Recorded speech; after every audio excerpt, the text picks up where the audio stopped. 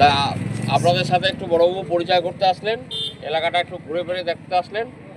তো নতুন বড়বাবু তুষার মজুমদার ও কিছু বলবে, আপনারা একটু মনোযোগ দিয়ে শোনেন, ঠিক আছে? আমার কাছে পরিচয় হয়নি, আমি এসেছি একদিন, কিন্তু কার সাথে পরিচয় এখনো হয়নি।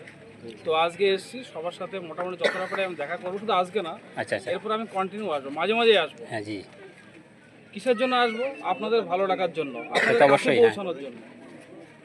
ঠিক আছে, আপনাদের সুবিধা অসুবিধাগুলো অনেক সময় দেখা যাচ্ছে থানায় যেতে পারলেন না, অনেকেও থাকতেই পারে, আমাকে জানাবে, আমার ফোন নম্বর আমি আপনাদেরকে শেয়ার করব, ঠিক আছে? আপনার ফোন নম্বরগুলো রেখে দেবেন। অবশ্যই ভালো রাত হবে, দিন হ্যাঁ। 24 ঘন্টা, রাত বলে কোনো কথা নেই যে রাত স্যারকে ফোন করার জন্য, এমন কোনো ব্যাপার নেই। আমি 24 ঘন্টা আপনাদের জন্য সার্ভিস দেবো, কিন্তু আপনাদেরকে আমার একটা কথা দিতে হবে, আপনারা নিজেরা কোনো ঝামেলায় জড়াবেন না। জি, সে তো অবশ্যই। নিজেরা আইনকে নিজেদের তুলে নেবেন না, নিজেরা কোনো ঝামেলায় জড়াবেন না। আপনারা যেমন ঠিক থাকবেন, আপনাদের বাড়ির যারা যারা ছোটো ছোটো বাচ্চা তাদেরকে ঠিক রাখতে হবে।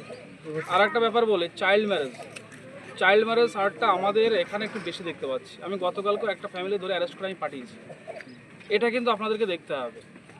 মেয়েদের বয়স 18 বছর নিচে যদি আপনারা বিয়ে দেন, ওই বিয়ে বাড়িতে যত লোক থাকবে আমি তাদেরকে সবাই কিন্তু অ্যারেস্ট করবো। তখন কিন্তু রিকোয়েস্ট করবে না, স্যার গরিব মানুষ আছে, অনেক কষ্টে অ্যারেঞ্জমেন্ট করেছে, কোথায় পাবে কী বৃত্তান্ত আমি শুনবো না।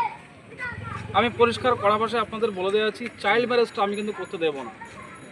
আরেকটা আবার বলে রাখি, বর্তমান যুগে এই সোশ্যাল মিডিয়া অনেক রকম ভাইরাল কিছু ছড়ায়, আপনারা দেখতেই পাচ্ছেন।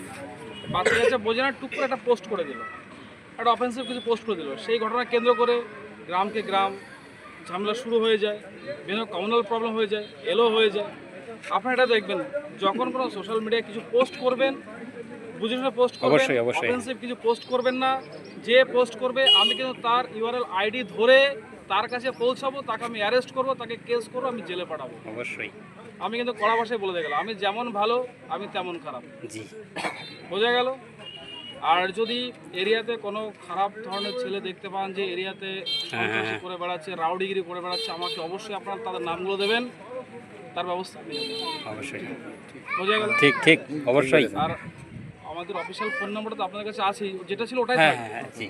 বোঝা গেল? আগে বড়বাবুর যে নাম্বার ছিল সেই নাম্বারটাই থাকবে। যদি কারো কোনো সমস্যা হয় আপনারা কল করতে পারেন। বড়বাবু 24x365 দিন, ঠিক আছে? বড়বাবু